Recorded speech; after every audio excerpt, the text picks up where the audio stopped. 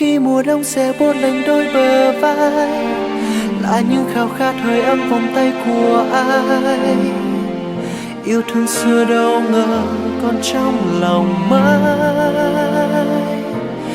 và hình như nụ hôn đầu tiên còn đầy đắm đuối. Ngân ngờ thời gian ngừng trôi để vương vấn trên môi. Trái đất như quay cuồng vì anh chợt nhận ra em là người anh yêu, là cả thế giới trong anh với những đam mê tựa như anh đã mơ. Và còn hơn thế,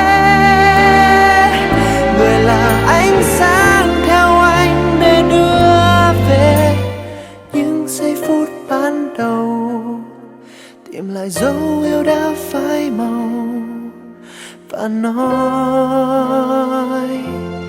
em yêu